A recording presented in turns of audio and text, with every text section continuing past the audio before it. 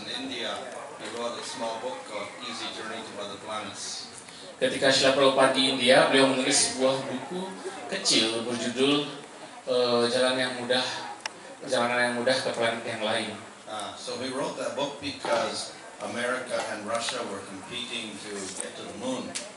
Jadi beliau menulis buku itu karena pada saat itu Amerika dan Rusia sedang bersaing siapa duluan ke bulan. And he understood that though they are trying so hard, even if they go to the moon, they will not see Svargaloka. Dan Srila Prabhupada mengerti bahwa walaupun kedua belah pihak berusaha begitu keras dan akhirnya sampai ke bulan, tapi mereka tidak akan bisa melihat Svargaloka. In any case, human beings have always been interested in traveling. Tetapi bagaimanapun juga, manusia memang selalu tertarik untuk melakukan perjalanan. Yeah, we see that people, these Polynesians, they travel throughout the Pacific Ocean from island to island to island.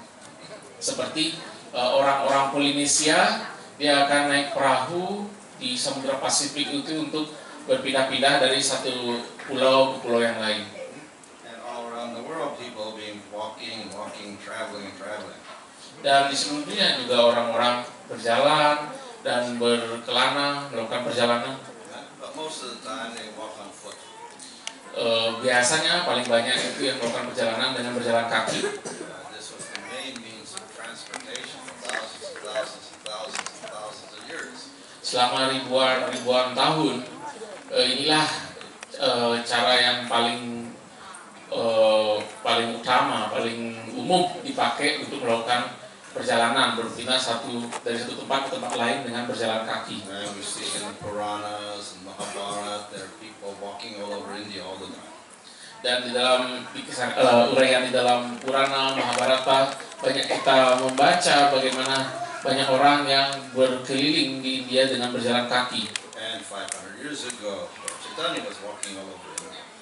Dan 500 tahun yang lalu, Sri Chaitanya Mahaprabhu sendiri berjalan kaki keliling India. And of course, they also have horse sometimes, just the horse. Kadang-kadang kita lihat juga orang melakukan perjalanan dengan menunggang kuda. And we see in Srimad Bhagavatam, Krishna had horses, Arjuna had horses. Dan dalam Srimad Bhagavatam kita lihat uraian bagaimana Sri Krishna juga punya kuda, Arjuna juga punya kuda. And they had the wheel and they had carts. Dan kemudian ada rodanya dan ada keretanya. But for thousands and thousands of years, there's not much advancement. Go by foot, go by horse, go by cart. Ya, jadi selama ribuan tahun tidak begitu banyak ada perkembangan tentang sarana untuk transportasi, dimulai dari berjalan kaki, kemudian menunggang kuda, dan kemudian naik kereta. About a few hundred years ago, then scientists began to experiment, etc., and they developed all sorts of machines. Ya, tapi dalam beberapa ratus tahun terakhir, para ilmuwan mulai bereksperimen, mengembangkan sarana transportasi hingga menciptakan mesin. So within a few hundred years, the mode of transport has been revolutionary. Jadi selama berapa tahun terakhir, sarana atau moda transportasi itu perkembangannya sudah revolusioner atau perkembangan sangat cepat. And we're always making new innovations, new discoveries on how to sophisticate our travel. Dan selalu ada inovasi, ditemukan penemuan atau ciptaan baru untuk lebih meningkatkan lagi bagaimana kita bisa bertransportasi. So from very simple instruments we have more complicated instruments. Jadi dari sarana transportasi yang awalnya sederhana menjadi yang lebih sophisticated, lebih rumit. And then about 100 years ago they decided they would not just travel over the earth, they would fly in the sky. Dan kemudian dalam 100 tahun terakhir mereka memutuskan tidak hanya bertransportasi itu di permukaan bumi, tetapi juga bagaimana terbang di udara. When they first started flying in the sky, many of the newspapers said this is just a little fad, it's not going to be successful.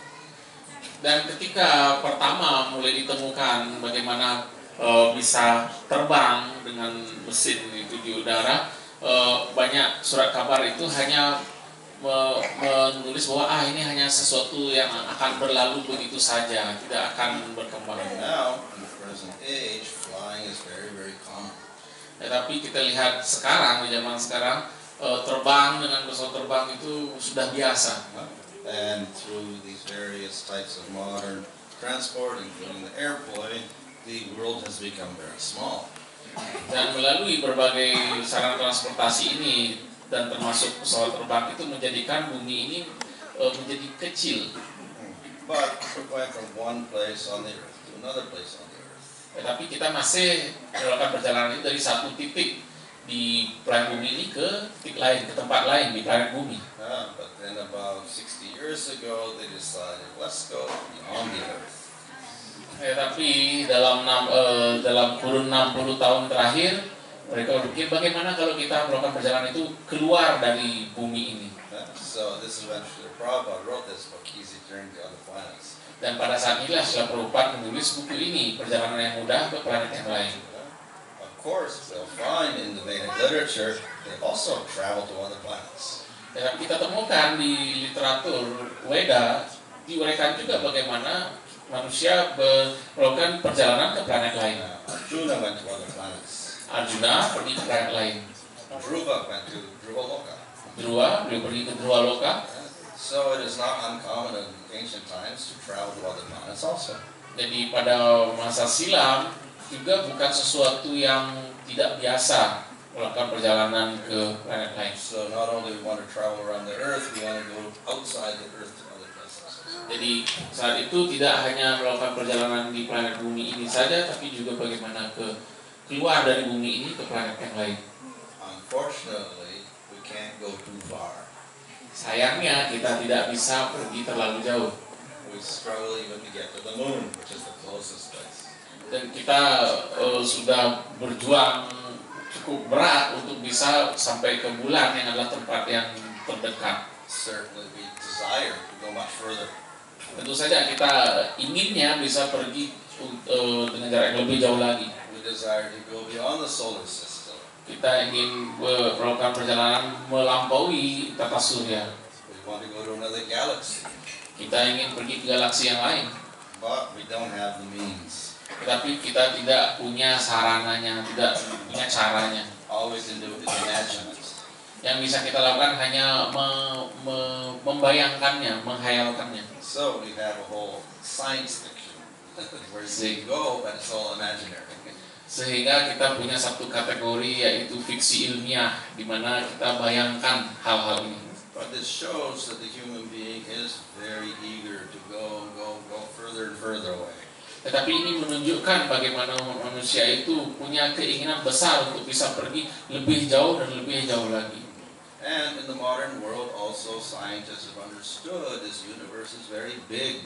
It has millions and millions of galaxies, millions and millions of planets. Dan dalam ilmu sains modern pun para ilmuwan sudah memahami bahwa alam semesta ini begitu besar yang terdiri dari berjuta-juta galaksi. And many of them have developed life much more advanced than us. Dan di tempat lain, di galaksi lain itu ada kehidupan yang berkembang jauh lebih maju dari kita. So just as we're trying to get beyond the earth, other civilizations already they've got advanced knowledge to come to us. Jadi saat kita berusaha untuk bisa melakukan perjalanan keluar dari planet bumi ini, mereka sudah sampai di sini. And that's what we see. Many people see these strange objects in the sky.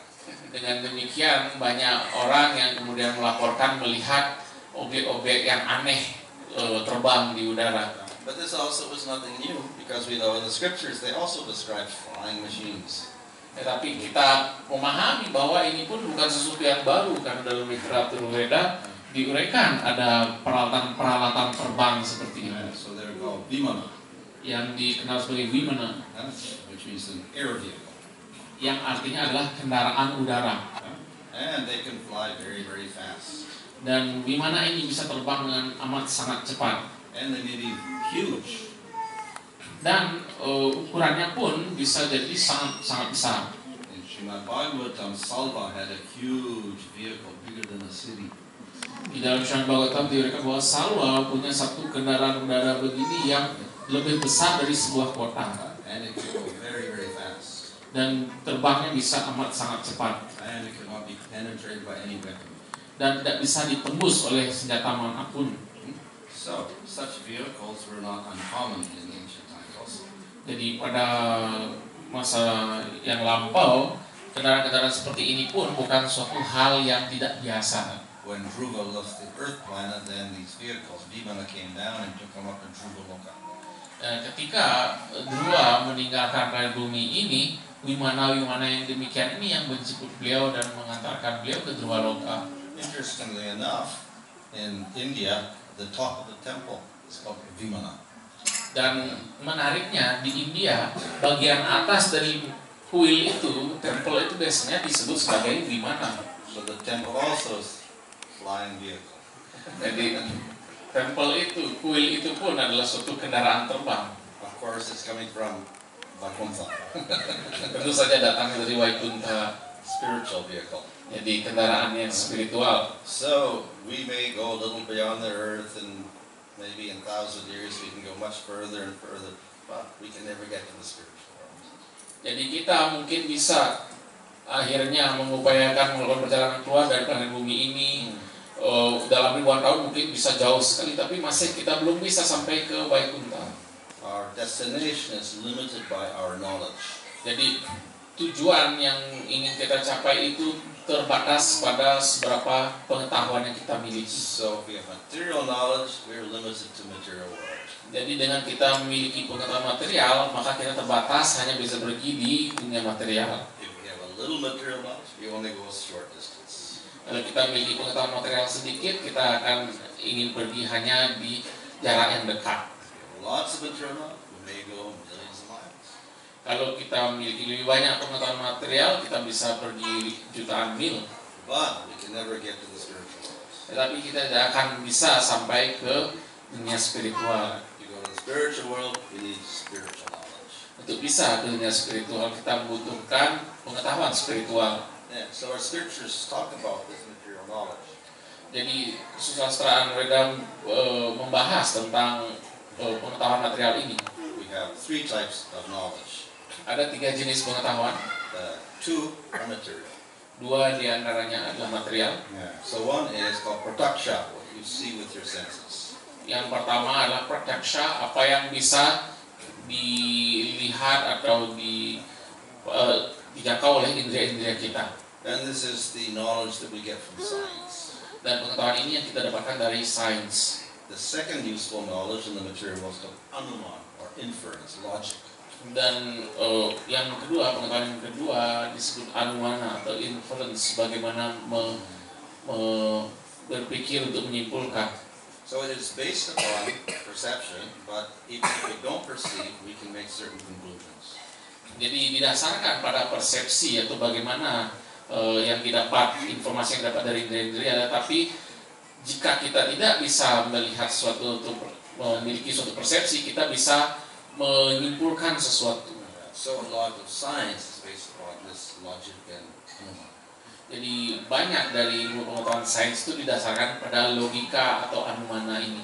But I say all this is limited. You can only go material distance. Tapi sebagaimana tadi diuraikan, semua ini masih bersifat terbatas sehingga hanya bisa menjangkau tujuan-tujuan yang material.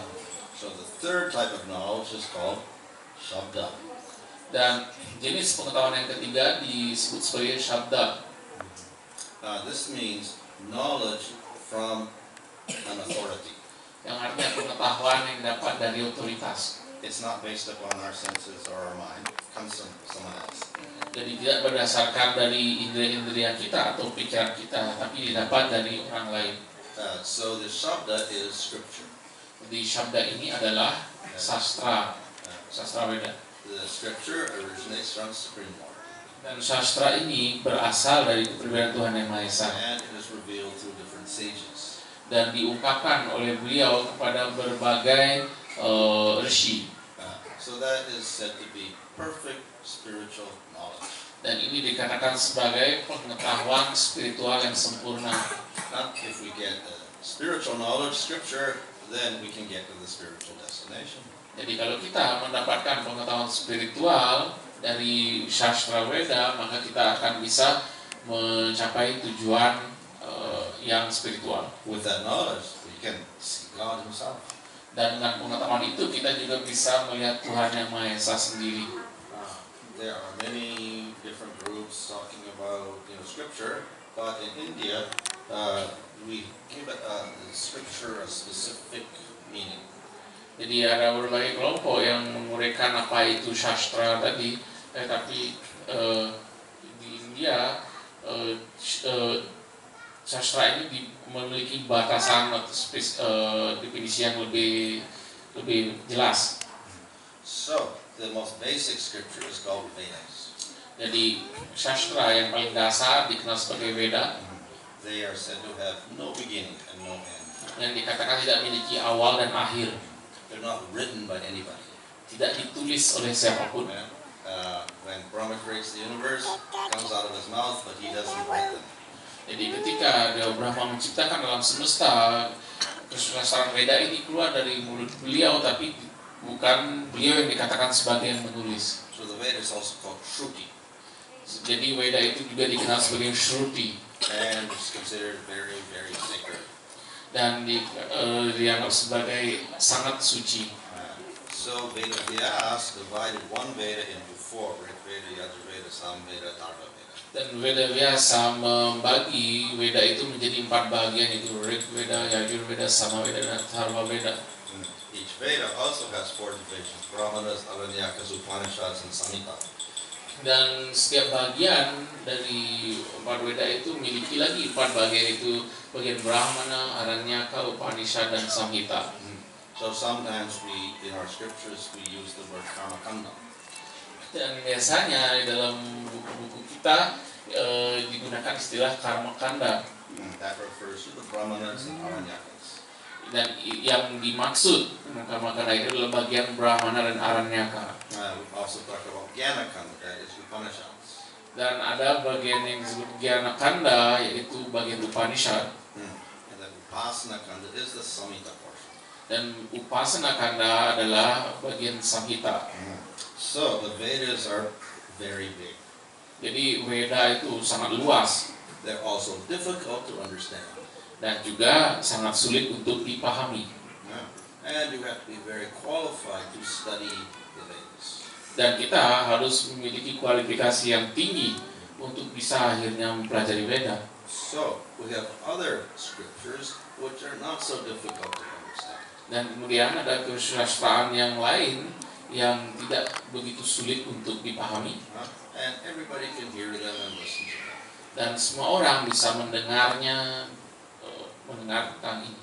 So we have what's called Itihasa, like the Ramayana and Mahabharata. Ya, di bagian ini kita memiliki itihasa, yaitu Ramayana dan Mahabharata. So they're filled with many stories, so it's attractive to people. Dan bagian ini dipenuhi oleh kisah-kisah sehingga sangat menarik bagi masyarakat. And in the Mahabharata we have Bhagavad Gita. Dan dalam Mahabharata ada Bhagavad Gita. Vedavyas also wrote Puranas. Dan Vedavyas juga menulis Purana.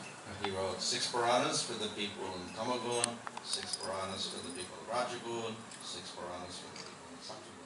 Beliau menulis 6 Purana untuk mereka yang dalam Tamaguna, 6 Purana untuk mereka yang dalam Rajaguna, dan 6 Purana untuk mereka yang dalam Sattwaguna. So, this is too many scriptures. Jadi dari semua ini kelihatannya terlalu banyak ada sastra itu.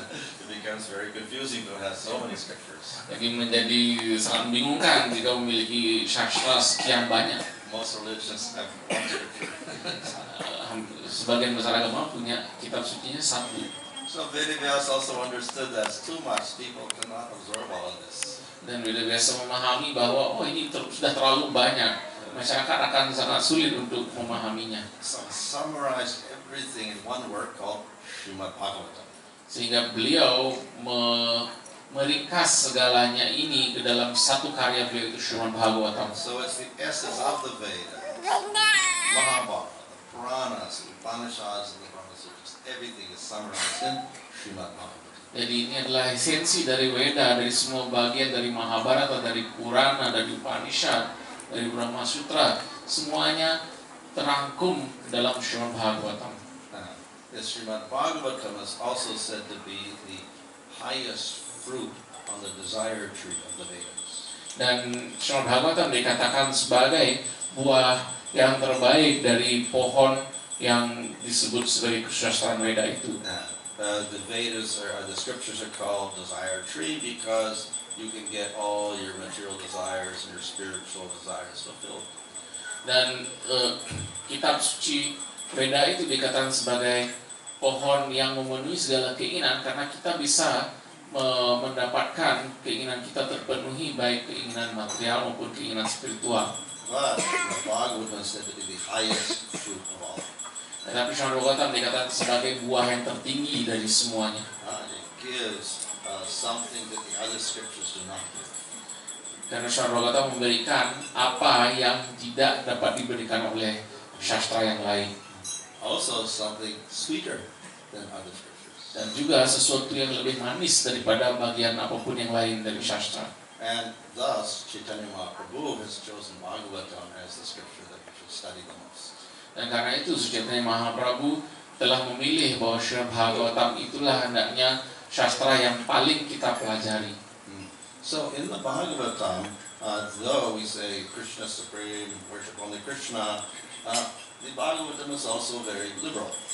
Jadi walaupun di dalam Srimad Bhagavatam diuraikan bahwa Sri Krishna adalah kepribadian tertinggi, bahwa kita hendaknya memuja Sri Krishna, tetapi Srimad Bhagavatam juga begitu liberal. Supreme Lord can appear in different forms. Bahwa kepribadian Tuhan yang Maha Kuasa bisa muncul dalam berbagai perwujudan. It is like milk. Jadi ini seperti susu.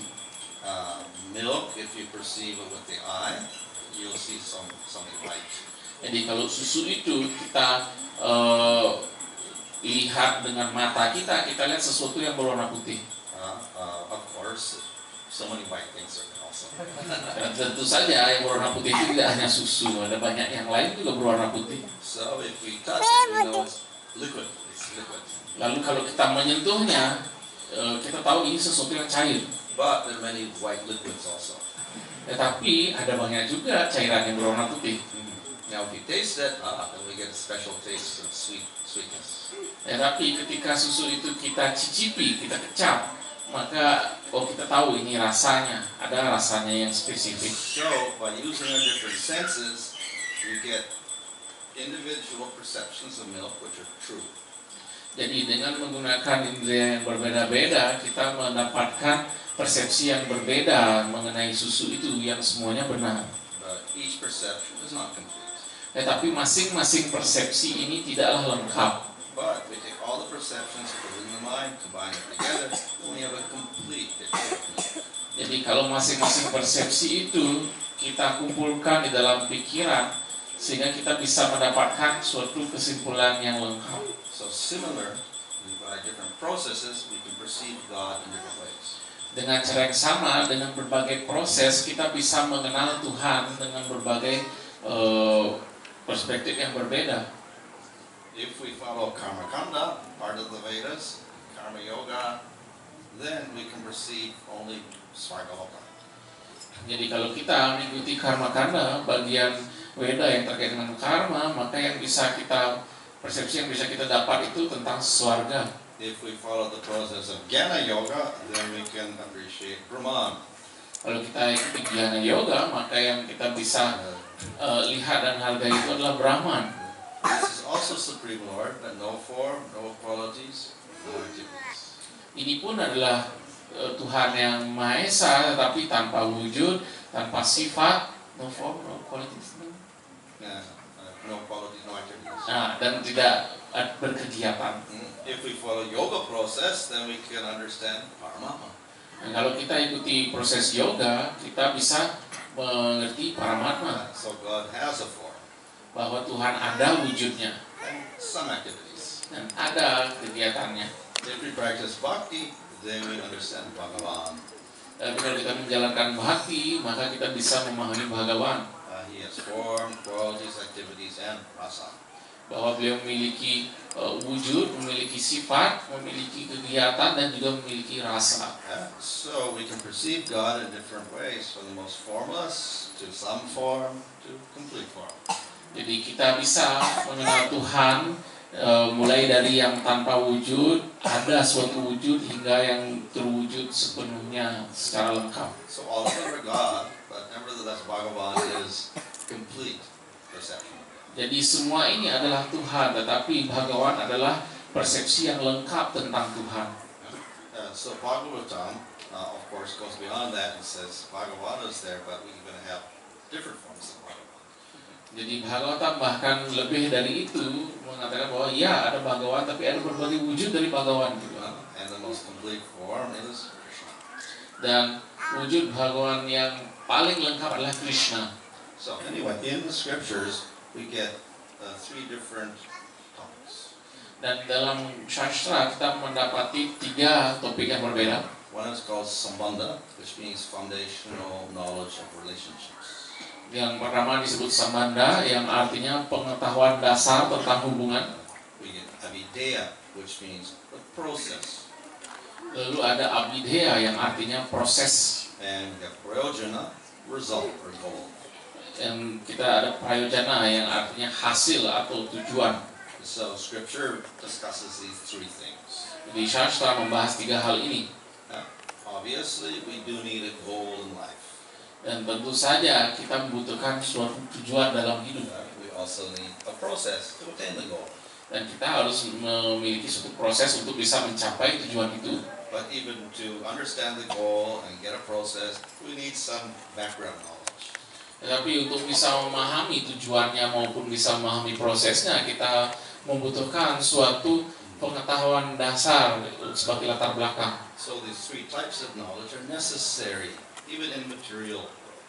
Jadi 3 jenis pengetahuan ini diperlukan bahkan untuk di dunia material ini. But also in spiritual we need these types of knowledge. Tetapi di dunia spiritual pun kita butuhkan 3 jenis pengetahuan itu. Yeah. So, relying on scripture, then we try to achieve a goal. Jadi dengan bergantung kepada sastra, kita berusaha mencapai suatu tujuan. But different scriptures will give different goals, different practices. Tetapi sastra yang berbeda akan memberikan tujuan yang berbeda dan praktek yang berbeda. So we have the Karmakanda scriptures, Karma Yoga, etc. That's one type of scripture. And what do you get? Svargaloka. Jadi kita ada bagian sastra karma kanda terkait dengan karma yang mana tujuan nanti yang akan dicapai adalah swarga. We have Jnana scriptures like the Upanishads. Result goal is liberation, mukti. Dan kesusastraan jnana yang akan yang nantinya tujuan yang dicapai adalah pembebasan untuk moksha. We have yoga scriptures. Ultimately realize Paramatma. Dan ada kesusastraan yoga di mana pada akhirnya menginsyafi Paramatma. We have bhakti scriptures, and you can realize Supreme Lord Vishnu. Dan ada kesusastraan bhakti di mana kita bisa menginsyafi Tuhan yang Maha Kuasa Sri Vishnu. And we study Bhagavatam, we realize Krishna. Dan kemudian ada kesusastraan Bhagavatam di mana kita menginsyafi Krishna. So, by different scriptures, we end up with different goals. You go to Svargaloka through Karma scriptures, you get Brahman by Jnana Yoga, you get Vaikuntha by Bhakti scriptures, and you get the Loka by Bhagavatam. Jadi berbagai kesusastraan tersebut kita bisa lihat tujuannya akan dicapai melalui kesusastraan karma kanda. Kita akan tujuan yang dicapai adalah swarga. Dengan jnana kita tujuan yang akan dicapai adalah Brahman. Dengan kesusastraan bhakti yang dicapai adalah Vaikuntha, dan melalui Bhagavatam yang dicapai adalah Goloka. And we get different types of bliss. Dan kita juga mendapatkan berbagai jenis kebahagiaan. From Karma Yoga, we get up to material happiness. Dari karma yoga kita akan sampai kepada hanya kenikmatan material. By Jnana Yoga, we get the bliss of Brahman. Melalui jnana yoga kita mendapatkan kebahagiaan Brahman. By yoga scriptures, we get Paramatma realization. Melalui kesusastraan yoga kita mendapatkan keinsapan Paramatma. By Bhakti scriptures, we get prema. Melalui kesusastraan bhakti kita mencapai prema, And by Bhagavatam, we get Madhurya prema, sweet prema. dan melalui Bhagavatam kita mencapai madhurya prema atau prema yang manis. Yeah? So, different scriptures, different goals, different experiences. Jadi kesusastraan yang berbeda memiliki tujuan yang berbeda dan pengalaman yang berbeda. Okay, so the Bhagavatam presents us with different aspects of the Supreme Lord that you can realize. Jadi Srimad Bhagavatam menunjukkan kepada kita berbagai aspek dari Tuhan yang bisa kita insafi. But the most complete is Bhagavan. Tetapi yang terlengkap adalah aspek Bhagavan. Bhagavan is one entity along with Brahman and Brahma, but it's not different, it's all one. Jadi Bhagavan ini adalah satu beserta Paramatma dan Brahman, jadi bukan berbeda-beda. But Bhagavan is complete realization. Tapi Bhagavan ini adalah keinsafan yang But then lengkap. Bhagavan can take many different forms. Tapi Bhagavan pun bisa mengambil berbagai perwujudan yang berbeda. So we may get human forms like Krishna or Rama.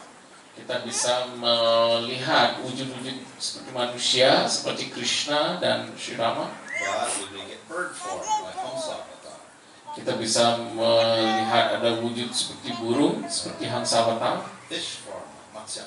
wujud ikan seperti Matsya, Turtle form, Kurma. wujud kura-kura, kurma, Yeah. Or pig form, Varaha. atau wujud babi seperti Waraha, Or lion form, Nrsimha. wujud singa itu singa, Or even snake form, Ananta. atau wujud ular itu Ananta, And different colors also. dan juga ada berbagai warna. We get a blue form, a red form, a white form, a green form, a black form. Ada wujud beliau berwarna biru, berwarna merah, berwarna putih, berwarna hitam, And yellow form. berwarna kuning. And we also get woman form, Mohini Avatar. Dan ada wujud beliau berwujud perempuan yaitu Mohini. So God can take all sorts of forms. Jadi Tuhan bisa berwujud semua jenis perwujudan ini. Now, this also may be a little confusing. Ini pun mungkin sedikit membingungkan. So our acharyas also classify these forms. Even though it's one God, it's many forms, so they classify. Jadi para acarya kemudian mengklasifikasikan wujud-wujud ini, walaupun semua ada wujud Tuhan, semua perwujudan yang berbeda ini diklasifikasikan oleh para acarya. So some show more qualities, some show less qualities. Beberapa perwujudan Tuhan ini menunjukkan lebih banyak sifat-sifat Tuhan, beberapa menunjukkan lebih sedikit. And so at the bottom we have Shaktivesh form, not even God, they are only jivas with special powers. Jadi yang paling bawah ada wujud Saktawesha yang bahkan sebenarnya bukan Tuhan yang Esa sendiri, tapi jiwa-jiwa khusus yang mendapatkan kekuatan dari Tuhan. And then we get Prabhav form, they show a little bit of power. Kemudian ada wujud Prabhawa yang menunjukkan sedikit mahkuasaan Tuhan. Mainly they will give teachings. Biasanya akan memberikan suatu ajaran. The Vaibhava forms show more powers. Perwujudan Vaibhava menunjukkan lebih banyak lagi The perwujudan Vajrayana Tuhan. forms show more powers. Para wasta wujud Tuhan, para wasta menunjukkan lebih banyak lagi sifat ketuhanan. For instance, Varaha, he lifts the whole Bhumandala out of the Govardhan ocean. Seperti misalnya Waraha yang mengangkat keseluruhan Bhumandala dari Samudra Garbhodaka. And those that show the most powers and qualities are Purna, complete forms. Dan perwujudan Tuhan yang menunjukkan kemahakuasaan yang lengkap disebut wujud purna. So we have three complete forms, Nrsimha, Rama, and Krishna. Dan ada tiga perwujudan purna di sini, itu Nrsimha, Rama, dan Krishna. Yeah, so Krishna shows most powers, most qualities of all. Dan Sri Krishna menunjukkan kemahakuasaan yang terlengkap dari semuanya. So this is the theme of Srimad Bhagavatam. Jadi inilah tema dari Srimad Bhagavatam. After listing all the different avatar forms, then Bhagavatam says Krishna is the principal form, most important form. Jadi setelah mendengar uraian tentang berbagai perwujudan Tuhan, akan sampai pada kesimpulan bahwa Sri Krishna adalah perwujudan Tuhan yang tertinggi. Okay. What's so special about Krishna? Apa yang begitu spesial dari wujud Sri Krishna? Of course, in the Nectar Devotion, Rupa Goswami says Vishnu forms will show 60 qualities. Di dalam Bhakti Rasamrita Sindhu, teman Syahra Sabati Rupa Goswami memberikan bahwa wujud-wujud Sri Vishnu akan menunjukkan 60 sifat. Krishna shows 64 qualities. Dan Sri Krishna menunjukkan 64 sifat. So in other words, 4 extra qualities that Vishnu does not show. Yang artinya ada 4 sifat yang ekstra yang tidak diwujudkan dalam wujud Sri Vishnu. And all of these qualities are sweet, madhurya. Dan keempat sifat yang lebih pada Sri Krishna ini adalah sifat yang madhurya, yang manis. So Krishna has rupa madhurya. His form is very sweet. Jadi Sri Krishna memiliki rupa madhurya, wujud beliau sangat manis. If one sees Krishna in Vrindavan, he has a very young form. Jadi kalau seorang lihat Sri Krishna di Vrindavan, dalam wujud beliau yang sangat belia. And even Brahma cannot understand that he is Supreme Lord because he acts like a little boy. Hingga Brahma pun tidak bisa memahami bahwa beliau adalah kemuliaan Tuhan yang Maha Esa karena beliau menunjukkan diri sebagai anak kecil. So God in any form is beautiful, but Krishna is a small boy, is the most beautiful. Jadi wujud Tuhan yang manapun begitu tampan, begitu indah, tetapi Sri Krishna sebagai anak kecil ini lebih menarik lagi. So Krishna is surrounded by many types of devotees who are also very sweet. Dan Sri Krishna dikelilingi oleh berbagai jenis penyembahnya yang juga semuanya sangat manis. They all have very intimate relationship with Krishna. Yang masing-masing dari semuanya ini memiliki hubungan yang sangat intim dengan Sri Krishna. And none of them see Krishna as Supreme Lord. Dan tidak satupun di antara penyembahnya ini melihat Sri Krishna sebagai keberadaan Tuhan yang Maha Esa. And thus their prema is much more intense. Sehingga rasa prema mereka itu jauh lebih intens. Krishna has millions and millions of friends. Sri Krishna memiliki jutaan teman. He has millions and millions of elders who are like parents. Dan beliau memiliki jutaan orang-orang tua yang seperti orang tua beliau. He has millions and millions of gopis in Madhurya Rasa. Dan beliau memiliki banyak gopi dalam hubungan Madhurya Rasa. And Krishna has sweet pastimes. Dan Sri Krishna memiliki kegiatan yang sangat manis. So these are pastimes that no other form of the Lord performs. Jadi kegiatan-kegiatan Tuhan bersenang-senang ini tidak terwujud dalam wujud-wujud Tuhan yang lain. So no other form of the Lord has a Damodar. Jadi tidak ada wujud Tuhan yang manapun yang lain memiliki lila Damodara. No other form gets tied up. Tidak ada wujud Tuhan yang lain di mana beliau diikat. No other verse going to cry. Tidak ada di dalam wujud Tuhan yang lain itu beliau menangis. And Krishna has the Rasa Lila. Dan Sri Krishna memiliki rasa lila. It is so attractive that even Lakshmi in Vaikuntha gets attracted to this. Dan ini begitu menarik hingga Lakshmi Dewi pun di Vaikuntha tertarik untuk ikut. The fourth sweetness is Venu Madhurya, the sweetness of the flute. Dan yang manis dari Tuhan yang keempat adalah Venu Madhurya, manisnya suara seruling beliau. In Vrindavan, Krishna does not hold weapons like conch and club. Di Vrindavan Sri Krishna tidak memegang senjata-senjata seperti gada, sangka. He conquers everyone by playing his flute. Beliau menaklukkan semua orang dengan memainkan seruling beliau. When anyone hears the flute, they get filled with Madhurya Prema. Siapapun yang mendengar suara seruling Sri Krishna akan dipenuhi oleh Madhurya Prema. Not only the human beings, the birds, and the animals, and the flowers. Tidak hanya yang manusia, tapi yang lain pun, burung-burung, sapi-sapi, And even the plants, the trees, dan juga tumbuhan-tumbuhan, pohon-pohon, and even the rocks, dan bahkan batu-batuan, and the water. air, They all develop sweet prema semuanya mengembangkan prema yang manis just by hearing that flute. hanya dengan mendengar suara seruling Sri Krishna. So Krishna very, very sweet. Jadi Sri Krishna amat sangat manis. So Krishna is sweet, but he has three forms: Dwarka form, Mathura form, and Vrindavan form. Jadi Sri Krishna sangat manis, tapi beliau memiliki 3 wujud, yaitu wujud Dwaraka, wujud Mathura, dan wujud Vrindavana. He's sweet in all forms, but he's sweetest in Vrindavan. Beliau manis dalam ketiga wujud ini, tapi beliau paling manis dalam wujud Vrindavana. But even in Vrindavan, Krishna has various intensities of his sweetness. Tapi bahkan di Vrindavan pun Sri Krishna memiliki berbagai intensitas dari prema. We have different rasas.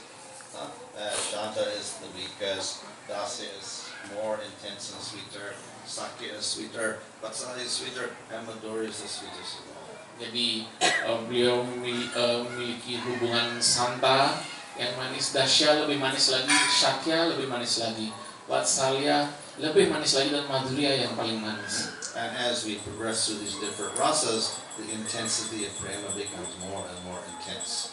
Dan semakin tinggi dalam tingkatan rasa ini, maka intensitas premanya juga semakin besar. So they're actually called by these different names. Dan sesungguhnya dikenal sebagai berbagai nama ini. And at the top we have Mahabhava. Dan yang tertinggi kita mengenal Mahabhava. That's only experienced by the gopis in Madhurya Rasa. Yang hanya dirasakan oleh para gopi dalam Madhurya Rasa. So the Madhurya Rasa of the gopis is, we say, the highest, most intense, sweetest bliss. Jadi Madhurya Rasa bersama para gopi ini yang dikatakan sebagai kebahagiaan yang paling intensitasnya tertinggi. So there are millions and millions and millions of gopis. Dan ada jutaan gopi. But they also form into groups. Tetapi gopi-gopi ini juga membentuk kelompok. And all these different gopis have different amounts of qualities. Dan berbagai gopi ini juga memiliki berbagai sifat. At the top we have Chandravali, and at the top, very top, we have Radha. Jadi di atas yang bagian atas adalah Chandravali, dan yang teratas yang tertinggi adalah Radharani. So with Radha and Krishna we get the topmost, sweetest love of all. Jadi antara Radha dan Krishna kita mendapatkan yang paling manis, yang termanis dari semuanya. Yeah, so there's great variety of prema and bliss in the spiritual world. Jadi ada beragam prema di dunia spiritual itu yang sangat banyak. But the sweetest prema is in Goloka Vrindavan. Tetapi prema yang paling manis itu di Goloka Vrindavan. And there the topmost prema is with Radha and Krishna. Dan di sana yang prema yang tertinggi adalah antara Radha dan Krishna. And thus Chaitanya Mahaprabhu has instructed us that we should worship Radha and Krishna. Dan karena itu Sri Chaitanya Mahaprabhu mengajarkan, memerintahkan kita untuk memuja Radha dan Krishna. So our goal is to attain this type of love. Jadi tujuan kita adalah untuk mencapai jenis cinta kasih rohani yang ini. Why? Because it is the sweetest and we experience the highest bliss. Kenapa? Karena ini yang paling manis dan kita merasakan kebahagiaan rohani yang tertinggi dalam hubungan ini. So we cannot understand this by looking with our eye or by material logic. Jadi hal ini tidak bisa kita pahami hanya dengan melalui melihat dengan mata kita atau indera-indera kita atau melalui logika pikiran kita. We cannot understand any form of Bhagavan by material science. Kita tidak bisa memahami wujud Bhagawan yang manapun melalui sains material. And what to speak of understanding Krishna, that we can never understand. Apalagi untuk bisa memahami Sri Krishna, dengan itu kita tidak bisa sama sekali memahami beliau. But if we follow Srimad Bhagavatam, then we can understand all about Radha and Krishna. Tetapi kalau kita mengikuti Srimad Bhagavatam, kita akan bisa memahami semua tentang Radha dan Krishna. Yeah. So if we want to travel, we should try to go to the highest destination. Kalau kita ingin melakukan perjalanan, mari kita tentukan tujuan yang tertinggi. We don't want to go to Svarga Loka. Kita tidak mau ke Swarga Loka, Even Brahma Loka. bahkan ke Brahma Loka pun, Or even Brahman. bahkan Brahman. Let us get to the highest spiritual destination, even beyond Vaikuntha. Let us go Loka. Marilah kita menuju tujuan spiritual yang tertinggi yang bahkan melampaui Vaikunta, yaitu ke Goloka. But we have to go through the authority. We have to use our scripture. Dan kita harus melalui otoritas, kita harus menggunakan sastra. And so Srila Prabhupada spent a lot of effort writing and translating and writing commentary on Bhagavatam. Dan Srila Prabhupada telah bekerja keras untuk menerjemahkan, menuliskan Bhagavatam dan mengulas Bhagavatam. So this is our means to get to the spiritual world. Jadi inilah cara kita untuk bisa sampai ke dunia spiritual. Now this may be a little difficult with Bhagavatam is so big. Dan ini mungkin sedikit sulit karena Bhagavatam itu cukup besar. So Chaitanya Mahaprabhu is merciful. Jadi Sri Chaitanya Mahaprabhu beliau berkarunia. He makes things a little easier for us. Beliau membuat menjadi lebih mudah bagi kita. So his main process is simply chant the name of Krishna. Jadi proses yang utama adalah cukup kita ucapkan nama suci Krishna. In fact, which name? Tetapi nama suci Krishna yang mana? So it says Hare Krishna.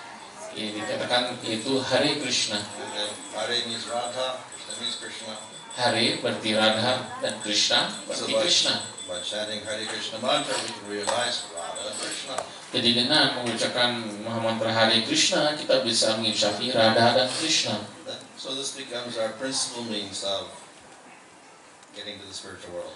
Dan ini menjadi cara utama kita untuk bisa kembali ke dunia spiritual. However, not just chanting Hare Krishna, even Lord Chaitanya heard Bhagavatam.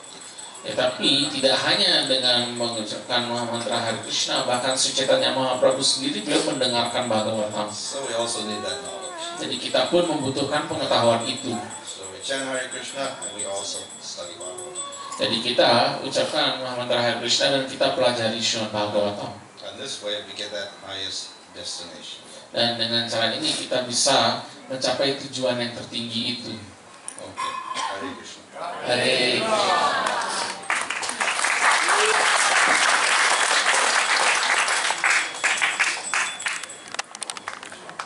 Silakan jika ada yang ingin menyampaikan pertanyaan.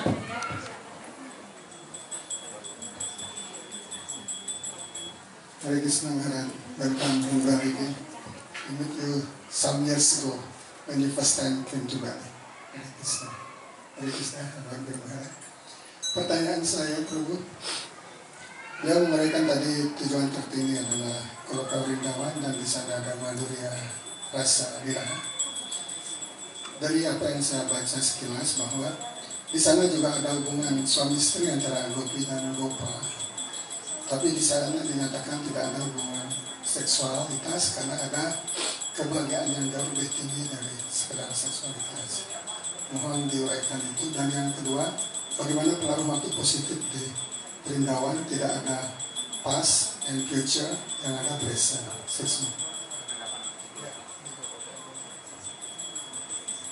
So as you have explained that our highest destination is Goloka Vrindavan, and the highest there is Madhurya Prema, and Prabhu has read that even there in the spiritual world there are relationships like husband and wife, but there's no like sexual relationship because everyone experiences something much higher than just that.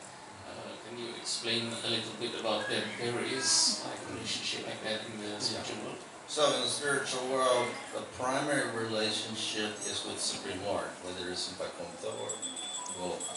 Jadi di dunia rohani hubungan yang paling utama itu adalah dengan Tuhan Yang Maha Esa, baik itu di Vaikuntha maupun di Goloka. And of course, in other planets like Vaikuntha, the Madhurya Rasa can only take place between Lakshmi and Vishnu and nobody else. Dan tentu di tempat seperti Vaikuntha, hubungan Madhurya itu hanya bisa terjadi antara Lakshmi dan Vishnu, tidak dengan yang lainnya. But with Krishna, we have many people in Madhurya Rasa, gopis. Tapi di Goloka ada banyak pribadian yang memiliki hubungan Madhurya Rasa seperti misalnya antara Krishna dengan para gopi. So we also have other, that is the cowherd people. They are married. Dan ada juga misalnya para gembala sapi di mana mereka menikah. But their relationship is not with each other; it's also with Krishna. Tetapi hubungan mereka pun tidak dengan satu sama lain, tetapi dengan Krishna. So the elder Gopas and Gopis who are married, they're in Vatsalya rasa with Krishna. Jadi walaupun Gopa dan Gopi yang wujudnya lebih tua seperti itu menikah, tapi hubungan mereka adalah sebagai Vatsalya kepada Krishna. And those who are younger, Gopis and their husbands, they're said to be married, but actually their only goal is, the Gopis' goal is Krishna. Jadi dan yang lebih muda, Gopa dan Gopi itu dikatakan menikah, tetapi sebenarnya hubungannya atau tujuan hubungannya hanyalah dengan Krishna. So they have, looks like a marriage, but actually there is no relationship there, majority of them, the husbands. Jadi walaupun seperti nampaknya menikah, tapi hubungan Madhurya itu tidak ada antara Gopi dan Gopanya atau dengan suaminya seperti itu. The second question is,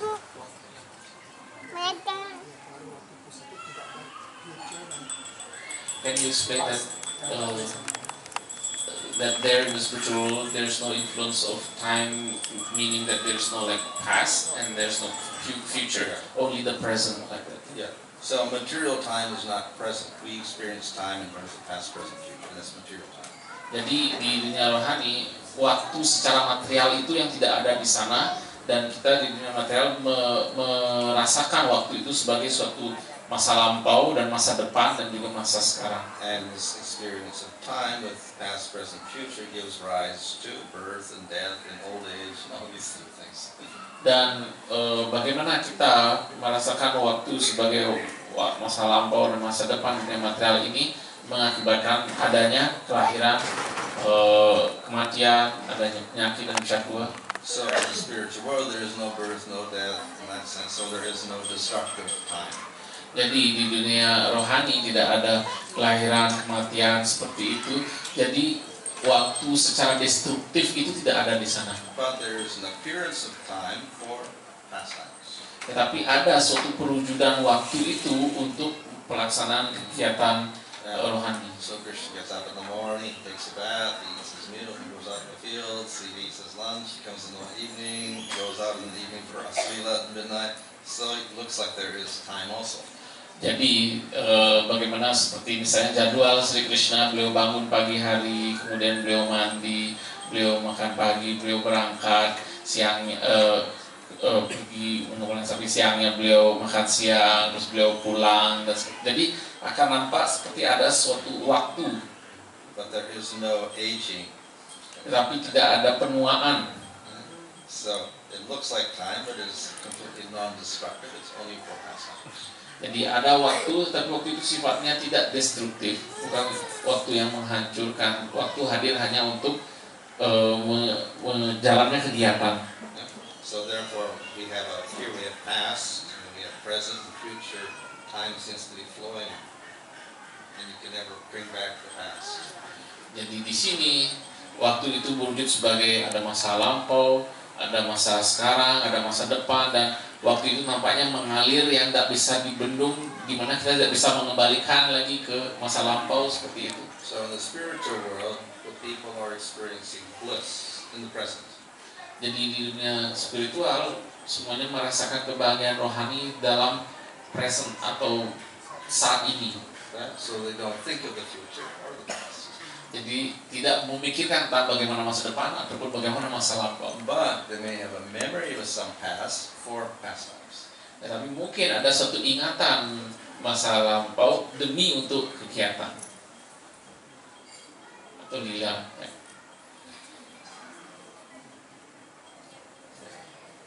Thank you.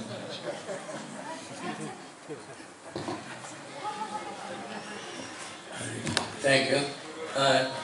You said that Nrsimha and Rama and Krishna are Purna.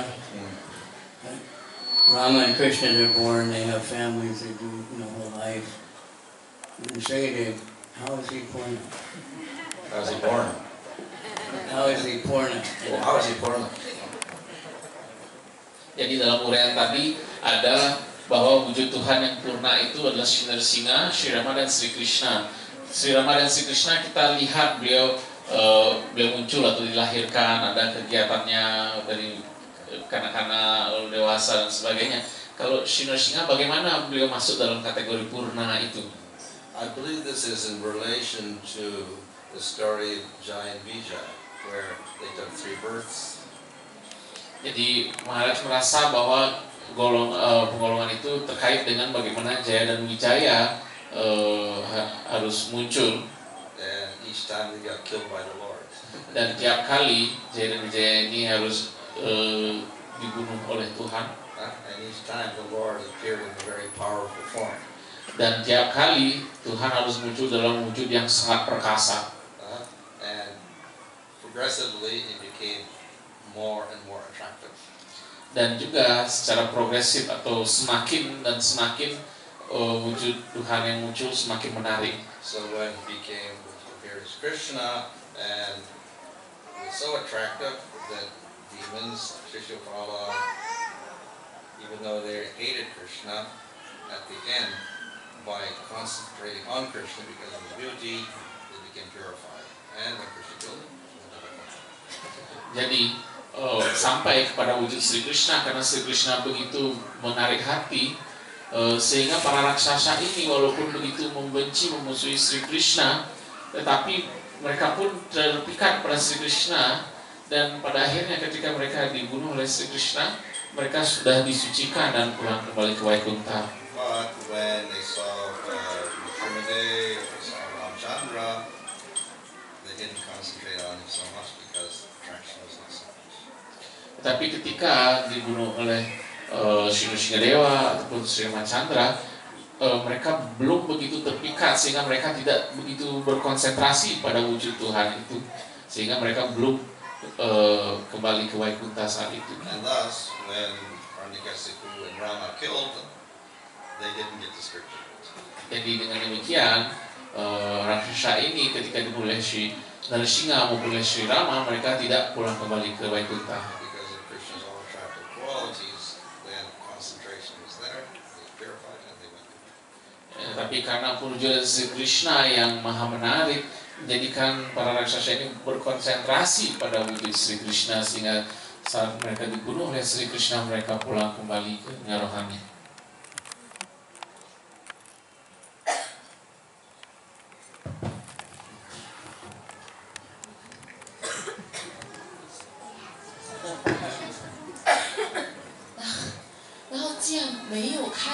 和结束，为什么还有毁灭呢？这个是第一个问题。第二个问题是，那既然所有的整个宇宙都是Krishna创造的，那为什么还要让我们受苦，还有恶魔呢？恶魔不也是他创造的吗？还有就是，老师，你能分享你的神奇体验吗？在整个旅程的。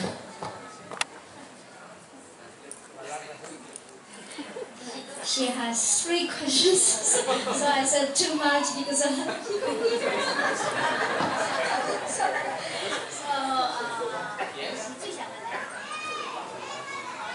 She said 2 questions.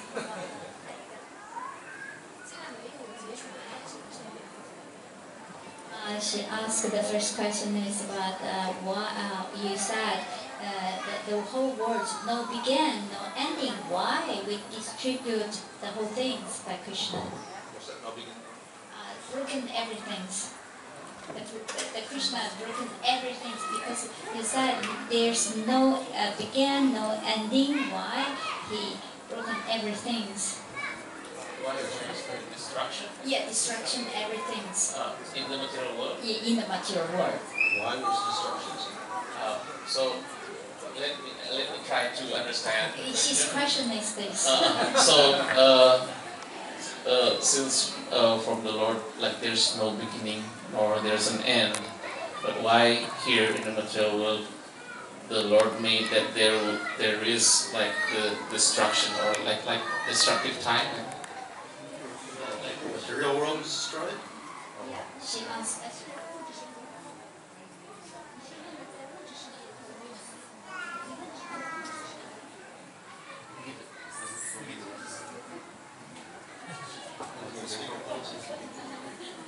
She's a new people. She don't know our knowledge. She don't know our knowledge. Yeah, She's not reading the Bhagavatam or Bhagavad Gita. Yeah, she don't know our knowledge. Yeah, so she just want to ask some questions. Yes. Yeah, material world. Okay, so the material world, Prakriti itself, the substance is eternal. Jadi untuk dunia material ini, prakriti atau substansi prakriti itu sendiri adalah bersifat kekal. But the different forms made out of Prakriti are temporary. Tapi wujud-wujud yang terbentuk dari prakriti itu bersifat sementara. So, in shapes, just like we have mountains, but they're not eternal, they gradually wither away, mountains or whatever. Jadi, the first one? Like mountains, they're not permanent, they're big now, they gradually transform into something. Jadi apa yang terwujud dari prakriti ini akan terwujud, tapi nantinya dia akan hilang. Seperti contohnya misalnya gunung-gunung besar yang terwujud dari prakriti, nantinya juga dia akan hancur. As well as that, we have destruction by the will of the Lord.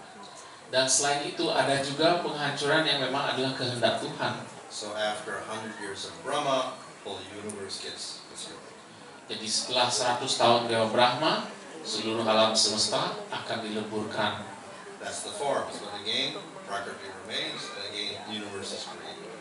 Jadi sekali lagi ini adalah wujudnya ya, atau sesuatu yang diwujudkan dari prakriti itu yang bersifat sementara, tapi prakriti tetap ada dan nantinya akan ada penciptaan kembali. So creation, destruction go on eternally. Jadi penciptaan, kemudian peleburan, penciptaan lagi, peleburan lagi, ini berlangsung secara kekal. So of course we don't like that. Tentu kita tidak suka itu. We want everything eternal. Kita ingin segalanya itu kekal. If we want eternal thing, we have to go to spiritual. Dan kalau kita inginkan sesuatu yang kekal, kita harus ke dunia spiritual.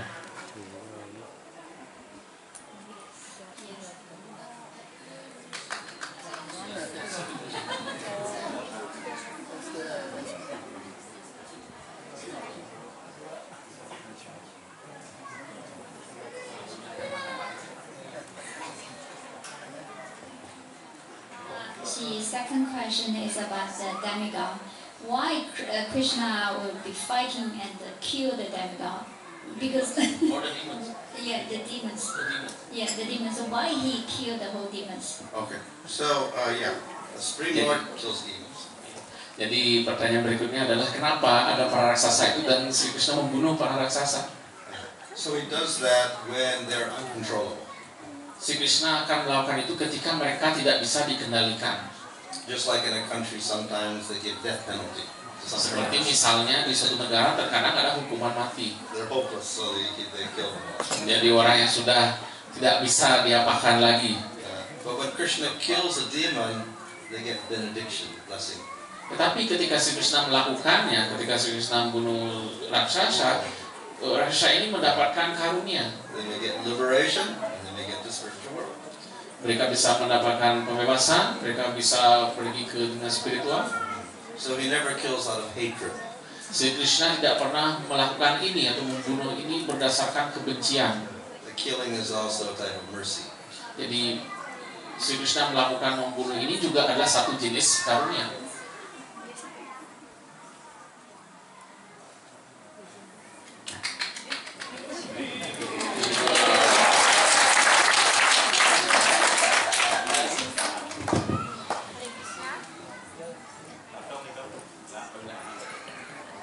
Hare Krishna Maharaj, tadi disebutkan tentang Raja Krishna, yaitu para gopi, Candrawali dan Radha.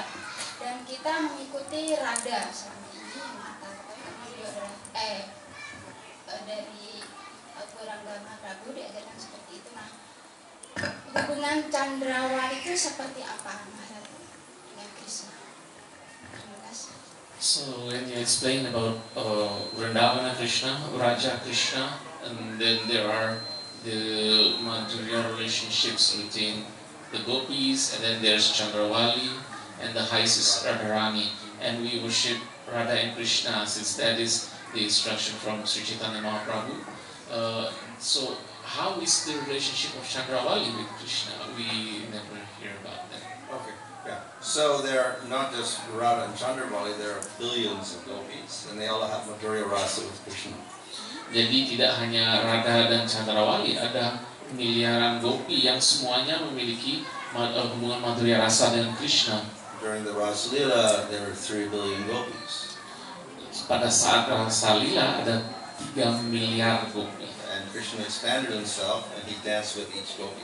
Dan Sri Krishna memperbanyak diri beliau untuk menari dengan masing-masing gopi. So in this way, Krishna has a relationship with all of these different gopis. Dan dengan cara ini Sri Krishna memiliki hubungan dengan masing-masing gopi ini. And it's all Madhurya Rasa.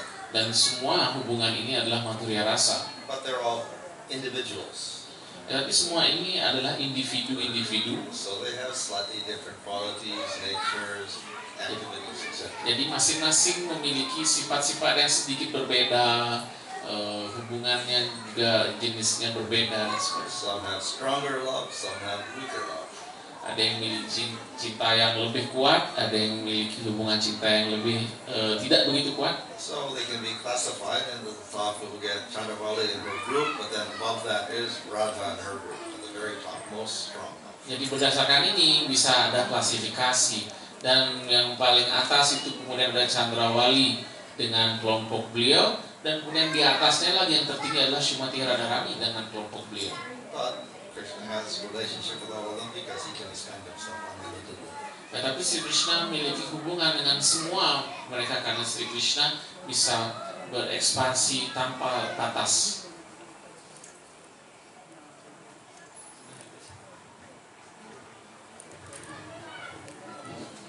Hare Krishna Mantra.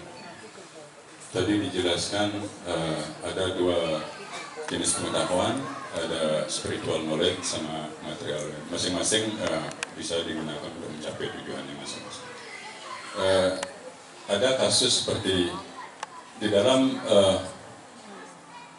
kelompok kita itu banyak penyembah yang mengajarkan bahwa tidak usah belajar pengetahuan material karena kita di sini itu hanya memerlukan pengetahuan spiritual. Tapi orang-orang tua yang sudah menyekolahkan mereka sampai salah satunya perguruan tinggi sudah mengeluarkan banyak uang, tiba-tiba dari kita itu mengekat bahwa itu tidak perlu. Bagaimana halnya seperti itu? Terima kasih, Hare Krishna. As you explained that there's 2 types of knowledge. There's material knowledge, there's spiritual knowledge, and we need spiritual knowledge. But how about if it's said that we don't need the material knowledge, then there are cases like devotees that have parents, their parents think they have given education for their children and everything, and then we preach that we don't need material knowledge, and then so how about that in such a case? Well, if we look at the example of Chaitanya Mahaprabhu and his associates, they were not uneducated. Jadi kalau kita melihat teladan dari Sri Chaitanya Mahaprabhu dan rekan-rekan beliau, mereka bukanlah orang-orang yang tidak berpendidikan. So we do need knowledge. We do have to support our body. We do have to support our family. So we need some knowledge. Jadi kita tentu membutuhkan pengetahuan karena kita juga harus mensupport badan material kita dan juga mensupport keluarga kita. Of course, if we're very renounced, we don't need family. We don't need anything. We can live very simply, but that's not the case of most people. Dan kalau kita sangat tidak terikat, ya tentu kita tidak membutuhkan keluarga, kita tidak membutuhkan hal-hal yang lain dan bisa hidup dengan sangat sederhana. Tapi ini bukanlah yang terjadi pada sebagian besar orang. So Lord Chaitanya is trying to save everybody and have them all practice spiritual life. Sri Chaitanya ingin menyelamatkan semua orang dan ingin semua orang melaksanakan kehidupan spiritual. So whether you're sannyasi and renounced, or whether you're a householder, you can chant Hare Krishna and practice bhakti. Jadi entah Anda adalah baik Anda seorang sannyasi ataupun seorang yang berumah tangga, kita bisa ucapkan maha mantra Hare Krishna dan pulang kembali kepada Tuhan. And then if you're a householder, you do have to support yourself and your family. Dan kalau kita seorang yang berumah tangga, kita harus mensupport keluarga kita. So therefore, it needs an education. Dan karena itu kita membutuhkan pendidikan. You have to work. Kita harus bekerja. So we can't neglect the material knowledge. Jadi kita tidak bisa mengabaikan pengetahuan material. And we see in ancient India, they were spiritual books, Vedas, Puranas, etc. But they also had material knowledge. Dan kita melihat di India zaman dahulu, memang di dalamnya ada pengetahuan spiritual yang kita dapatkan, tapi juga ada pengetahuan material. So they developed mathematics and physics and Ayurveda long before other countries in the world. Di mana di sana di India kuno sudah berkembang matematika, Ayurveda dan sebagainya yang berkembang lebih dahulu dibanding negara-negara lain. So they never neglected material knowledge, but that's not everything. Jadi mereka tidak pernah mengabaikan pengetahuan material, tapi bukan pengetahuan material itu sebagai segala-galanya. So according to our qualification, we have to balance the material and the spiritual spheres. Dan berdasarkan kualifikasi, maka kita menyeimbangkan bagian yang material dan spiritual.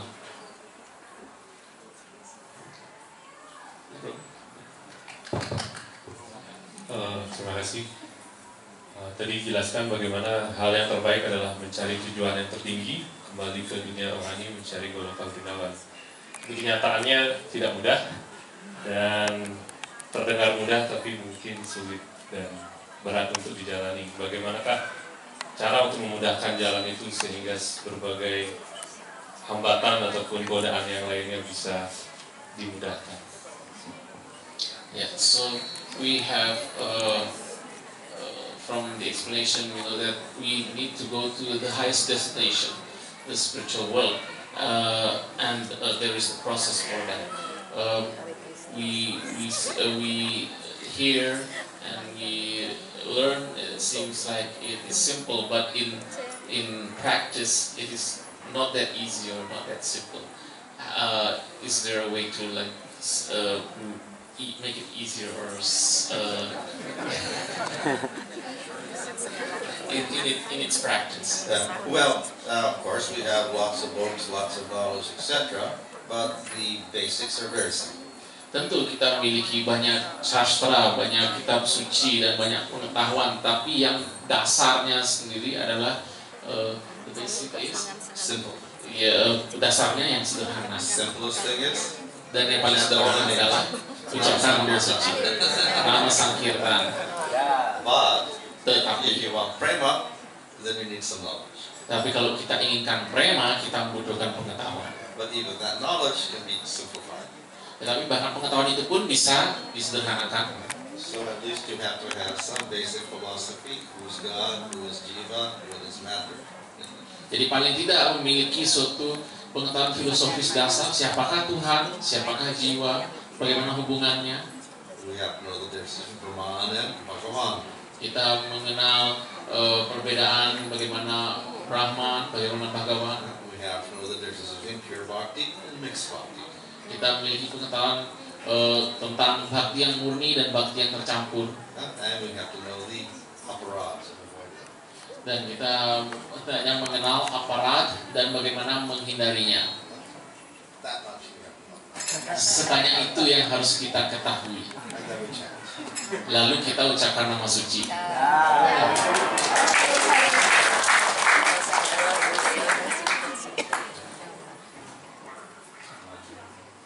Ada lagi? Ya.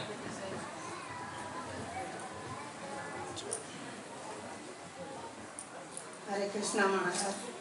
Tadi Kak Maharaj mengatakan Hare Krishna itu Hare ada Radha, Krishna ada Krishna. Tapi bagaimana dengan Hare Rama? Apakah yang dimaksud Sitaram atau tetap Radha dan Krishna? So you have explained Hare Krishna, where Hare is Radharani and Krishna is Lord Krishna.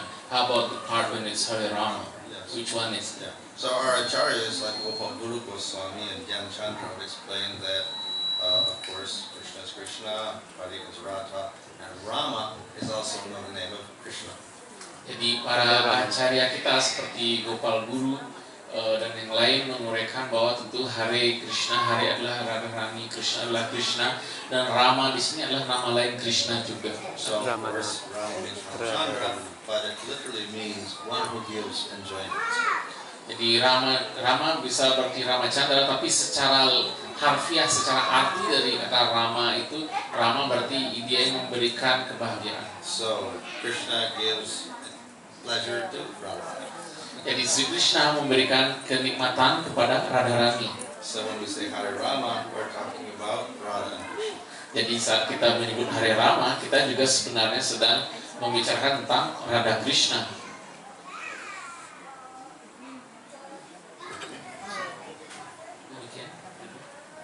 Ada lagi? Tadi Maharaj, maaf, ini dari saya, maaf. Karena mumpung ketemu dengan Maharaj, Maharaj menyampaikan tadi tentang pengetahuan nigama Kawata. Apakah pengetahuan agama di dalam Weda? Hare Krishna. From the verse, there's nigama. Bhagavatam is nigama. Yeah, knowledge from the Vedas. Is there also knowledge of agama? What is agama? Agama. Yeah. So the word agama often refers to the Vedas. Jadi kata agama itu sering merujuk kepada Veda itu sendiri. But sometimes specialized, it means Pancharatra Shastras. Tapi terkadang secara lebih spesifik yang dimaksud agama itu adalah sastra Pancharatra. So sometimes there's the Vaishnava Agamas, that means Pancharatra scriptures. Jadi kalau lebih lengkap disebut Vaishnava Agamas, yang dimaksud dengan istilah itu adalah sastra Pancharatra.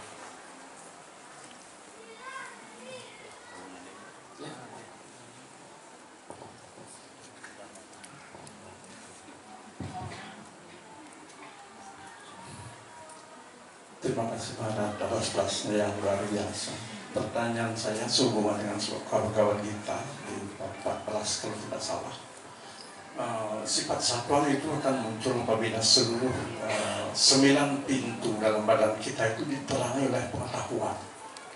Mohon dijelaskan sedikit gimana 9 pintu dalam badan kita itu diterangi oleh pengetahuan, yang 2 mata, 2 telinga, 2 lubang hidung, kemudian ada organ reproduksi, organ pembuangan, dan lidah. Terima kasih.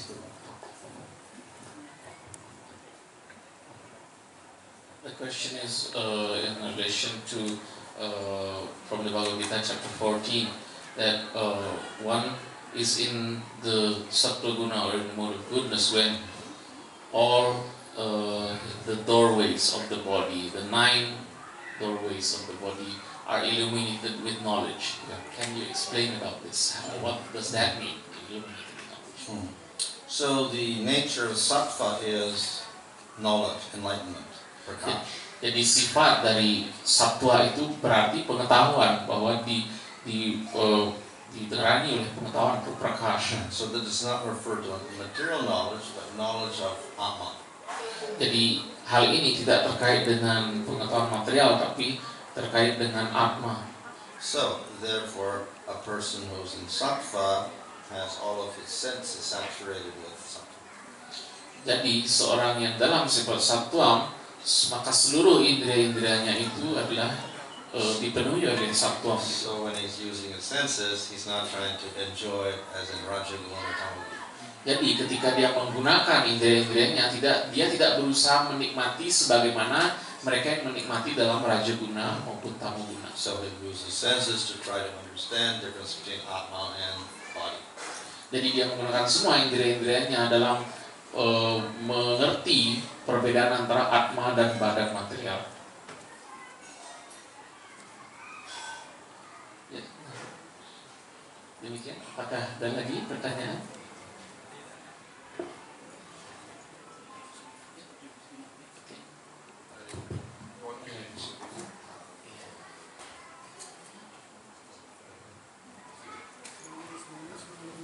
Ki Jaya.